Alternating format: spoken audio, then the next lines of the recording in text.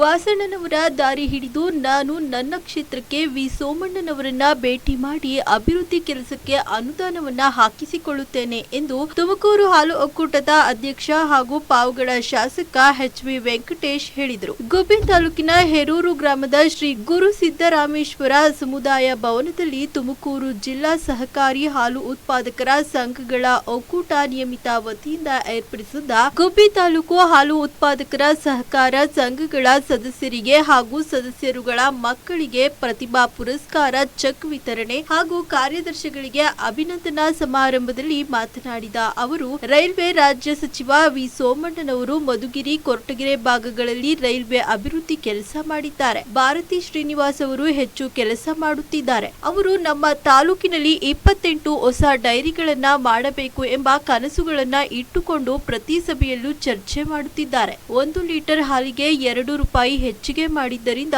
ಒಕ್ಕೂಟಕ್ಕೆ loss ಆಗುತ್ತಿದೆ. ನಂಜುಂಡಪ್ಪ ವರದಿ ಪ್ರಕಾರ ಪಾವಗಡ ತಾಲೂಕು ಭೀಕರ ಬರಗಾಲದಲ್ಲಿ ಇದೆ ಎಂದಿದ್ದರು. ಈಗ ಅಲ್ಲಿನ ರೈತರು ಚಿಕ್ಕನಾಯಕನಹಳ್ಳಿ, ಗುಬ್ಬಿ, ಶಿರಾ ತಾಲೂಕಿನಂತೆ ಹತ್ತಿರ ಬರುತ್ತಿದ್ದಾರೆ. ನಾನು ಡಿಸಿಸಿ ಬ್ಯಾಂಕ್ ನಿರ್ದೇಶಕನಾಗಿ ಆಯ್ಕೆಯಾಗಿರುವುದರಿಂದ ತಾಲೂಕಿಗೆ 25 ಹಸು ಕೊಡಿಸುವುದಾಗಿ ತೀರ್ಮಾನಿಸಿದ್ದೇನೆ. ಮಹಿಳೆಯರಿಗೆ ವಿಶೇಷವಾಗಿ ಮಹಿಳಾ ಸಂಘ ರಚನೆ ಮಾಡಲು ಸೂಚನೆ ನೀಡಿದ್ದೇನೆ. ಗುಬ್ಬಿ ಪಶು ಆಹಾರ ಘಟಕದಲ್ಲಿ ಗುಣಮಟ್ಟದ ಫೀಡ್ ಸಿಗುತ್ತಿಲ್ಲ ಎಂದು ಪ್ರತಿ ಸಭೆಯಲ್ಲೂ ಚರ್ಚೆ ನಡೆಯುತ್ತಿದೆ. ಅಧಿಕಾರಿಗಳಿಗೆ ಸೂಚನೆ ನೀಡಲಾಗಿದೆ ಎಂದರು. ನಂತರ ತುಮೂಲ್ ನಿರ್ದೇಶಕಿ ಭಾರತಿ ಶ್ರೀನಿವಾಸ್ ಮಾತನಾಡಿ, ನಿವೃತ್ತಿ ಹೊಂದಿರುವ ಕಾರ್ಯದರ್ಶಿಗಳಿಗೆ ಗೌರವ ಸಲ್ಲಿಸುವ ದೃಷ್ಟಿಯಿಂದ ಇಂದು ಕಾರ್ಯಕ್ರಮವನ್ನ ಏರ್ಪಡಿಸಲಾಗಿದೆ. ನಿವೃತ್ತಿ ಹೊಂದಿದ ಎಲ್ಲರ ಜೀವನವು ಸುಖಕರವಾಗಿರಲಿ ಎಂದು ಹಾರೈಸುತ್ತಾ ನಿವೃತ್ತ ವೇತನ 1 ಲಕ್ಷ ಇರುವುದನ್ನ 5 ಲಕ್ಷಕ್ಕೆ ಹೆಚ್ಚಳ ಮಾಡಲು ಸಭೆಯಲ್ಲಿ ಚರ್ಚೆ ಮಾಡಿ ತೀರ್ಮಾನಿಸಲಾಗುತ್ತದೆ. ಹಾಲು ಉತ್ಪಾದಕ ಕುಟುಂಬದ ಪ್ರತಿಭಾನ್ವಿತ ವಿದ್ಯಾರ್ಥಿಗಳನ್ನ ಪ್ರೋತ್ಸಾಹಿಸುವ ನಿಟ್ಟಿನಲ್ಲಿ ಸಹಾಯಧನವನ್ನ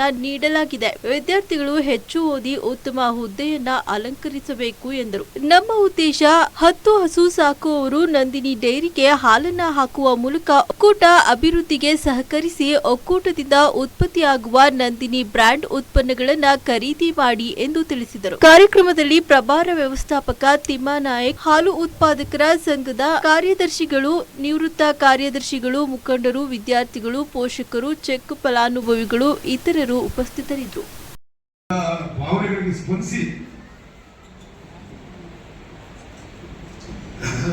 ಸ್ಪಂದಿಸಿ ನಿಮ್ಮೆಲ್ಲರ ಸಹಕಾರಕ್ಕೆ ಅವರು ನಿಲ್ಲಿ ಅಂತ ಹೇಳ್ಬಿಟ್ಟು ನಾನು ಈ ಸಂದರ್ಭದಲ್ಲಿ ಹೇಳ್ತಾ, ನಿಮ್ಮ ಮನೆ ಪೇಪರ್ ಬಂದಿತ್ತು ಓದಿದ್ರಿ ಅಂತ ಅನ್ಕೊಂಡಿದ್ದೀನಿ. ನಮ್ಮ ಮುಖ್ಯ ಪಟ್ಟಣದಲ್ಲಿ ಬರಲೇ ಇಲ್ಲ ಇಲ್ಲಿ ಸನ್ಮಾನ ಮಾಡಿಸ್ಕೊಳಕ್ಕೆ. ಅದು ಯಾಕೆ ಬರ್ಲಿಕ್ಕೋ ಗೊತ್ತಿಲ್ಲ, ಎಲ್ಲೋ ನನಗೆ ಗೊತ್ತಿಲ್ಲ. 60 ವರ್ಷ ದಾಟಿದೆ ಇರ್ತಕ್ಕಂಥವ್ರು ಯಾರಾದ್ರೂ ಕಾರ್ಯದರ್ಶಿಗಳಿದ್ರೆ ನಿಮ್ಮ ಸಂಘದಲ್ಲಿ ಯಾವುದೇ ವ್ಯತ್ಯಾಸಗಳಾದ್ರೆ ನೀವೇ ಜವಾಬ್ದಾರಾಗ್ತೀರಾ. ಆ ಸಂಘದ ಕಾರ್ಯಕಾರ ಮಂಡಳಿ ಜವಾಬ್ದಾರರಾಗುತ್ತೆ. ನೀವೇನೋ ನಮ್ಮಣ್ಣನೇ ಇಂತಾನೆ ಇಬ್ರು ಅವರೇ ಇನ್ನೊಂದ 5 ವರ್ಷ 10 ವರ್ಷ ಇರ್ಲಿ ಅಂತ ಅನ್ಕೊಂಡಿದ್ರೆ, ಸೋಲಾರ್ ಪ್ರಾಜೆಕ್ಟ್ ಇಡೀ ವಿಶ್ವದಲ್ಲೇ 1ನೇ ಸ್ಥಾನದಲ್ಲಿ ಇದೀವಿ. ಪಾವಗಡ ಅಂದ್ರೆ ನಮ್ದು ಡ್ರಾಟ್ ಏರಿಯಾ. ನಂಜುಂಡಪ್ಪ ವರದಿಯಲ್ಲಿ ನಮ್ಮ ಪಾವಗಡ ಭೀಕರವಾದಂತಹ ಬರಗಾಲ, ಕುಡಿಯೋಕ್ ನೀರು ಇರ್ತಿರ್ಲಿಲ್ಲ. 1400 ಅಡಿ ಹಾಕಿದ್ರು ಒಂದು ಅರ್ಧ ಇಂಚ್ ನೀರು ಸಿಗ್ತಿರ್ಲಿಲ್ಲ ಅಂತ ಪಾವಗಡ ಈಗ ನಿಮ್ಮ ಹತ್ತತ್ರ ಬರ್ತಾ ಇದೆ. ಅಂದ್ರೆ ಗುಬ್ಬಿ, ಟಿಪ್ಟೂರು, ಚಿಕ್ಕನಾಯಕನಹಳ್ಳಿ ಸಮನಾಗಿ ಅಂದ್ರೆ ರೈತರು ಆ ಮಟ್ಟಕ್ಕೆ ಈಗ ಒಂದು ಸ್ವಲ್ಪ ನೀರು ಚೆನ್ನಾಗಿ ಸಿಗ್ತಾ ಇದೆ ಬೋರ್ವೆಲ್ಗಳಲ್ಲಿ. ಹಾಗಾಗಿ ನಾನು ವಿಶೇಷವಾಗಿ ರೈತರಿಗೆ ಡಿಸಿಸಿ ಬ್ಯಾಂಕ್ ಡೈರೆಕ್ಟರ್ ಆದ್ಮೇಲೆ ನಾನು ಮೊದಲನೇ ಬಾರಿ ಎಲ್ಲಾ ಪಂಚಾಯತ್ ಉತ್ಪಾದಕರ ಸಹಕಾರ ಸಂಘಗಳ ಹಾಗೂ ಪ್ರತಿಭಾ ಪುರಸ್ಕಾರ ಚೆಕ್ ವಿತರಣೆ ಹಾಗೂ ಕಾರ್ಯದರ್ಶಿಗಳಿಗೆ ಅಭಿನಂದನಾ ಸಮಾರಂಭದ ಅಧ್ಯಕ್ಷರು ಆದಂತ ಜನಪ್ರಿಯ ಶಾಸಕರು, ಕರ್ನಾಟಕ KSRTC ನಿಗಮದ ಅಧ್ಯಕ್ಷರು, ನಮ್ಮ ಹಿರಿಯಣ್ಣನವರಾದಂತಹ ವಾಸಣ್ಣನವರೇ ಹಾಗೂ ತುಮೂಲ್ನ ನಿರ್ದೇಶಕರು, ನಮ್ಮ ಸಹೋದರಿ ಭಾರತಿ ದೇವಿ ಅಕ್ಕವರೇ, ಒಕ್ಕೂಟದಿಂದ ಆಗಮಿಸಿದಂತಹ ಕೇತೂರಿ ಅವರೇ, ವೆಂಕಟೇಶ್ ಅವರೇ, ತಿಮ್ಮಾನಾಯಕರವರೇ, ಶ್ರೀನಿವಾಸ್ ಅವರೇ ಹಾಗೂ ಮುಖ್ಯವಾಗಿ ಇಲ್ಲಿಗೆ ಆಗಮಿಸಿದಂತಹ ಗುಬ್ಬಿ ತಾಲೂಕಿನ ಎಲ್ಲ ನಮ್ಮ ತಾಯಂದಿರೇ, ಅಣ್ಣ ತಮ್ಮಂದಿರೇ, ಕಾರ್ಯದರ್ಶಿಗಳೇ ಹಾಗೂ ನಮ್ಮ ಸ್ನೇಹಿತರೆ. ಈಗ ಮೊದಲನೇದಾಗಿ ಗುಬ್ಬಿಯಲ್ಲಿ ನಮ್ಮ ಭಾರತಕ್ಕವರು ಬರಬೇಕು ಅಂತ ಫೋನ್ ಮಾಡಿದ್ರು. ನಾನು ನಮ್ಮ ವಾಸಣ್ಣವರು ನಮ್ಮನ್ನು ನೋಡಿದಾಗೆಲ್ಲ ಅಸೆಂಬ್ಲಿಯಲ್ಲಿ ಎಲ್ಲರೂ ಅನ್ನೋರು ರಾಮ ಲಕ್ಷ್ಮಣ ಅಂತೇಳಿ, ಜಯಚಂದ್ರರು ಪದೇ ಪದೇ ಅನ್ನೋರು ನಮ್ಮಿಬ್ಬರು ನೋಡಿ ಅಣ್ಣತಮ್ಮರು ಅಂತೇಳಿ.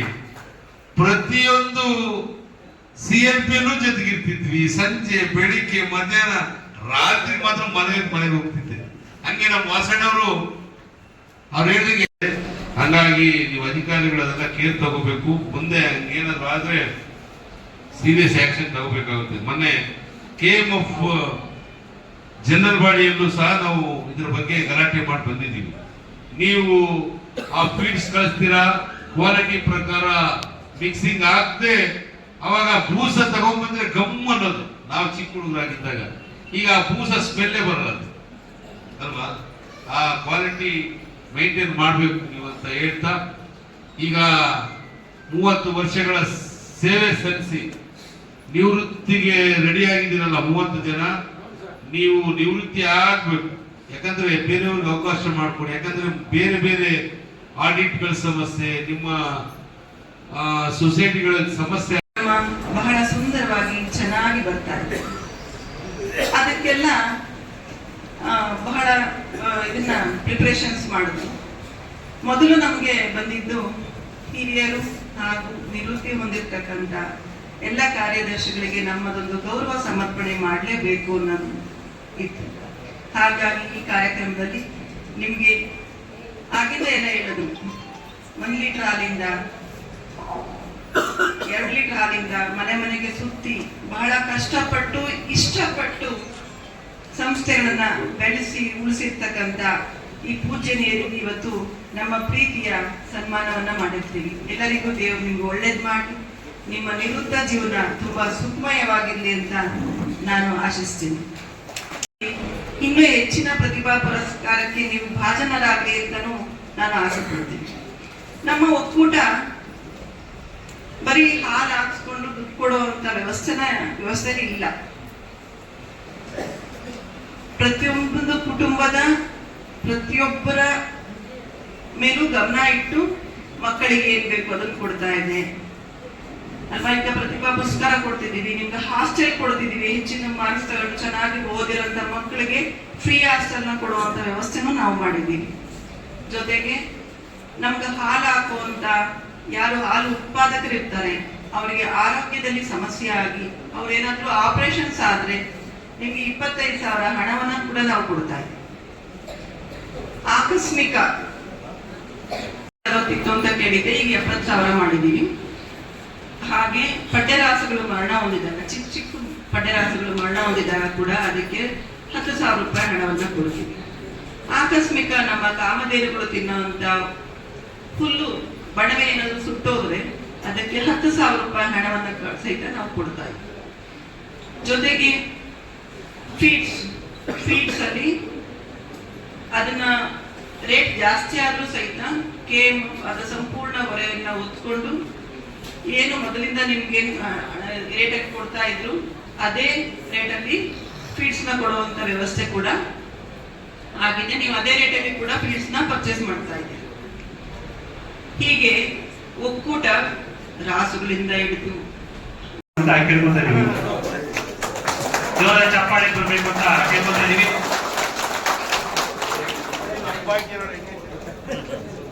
ಈ ಕಡೆ ನೋಡ್ಕೊಂಡು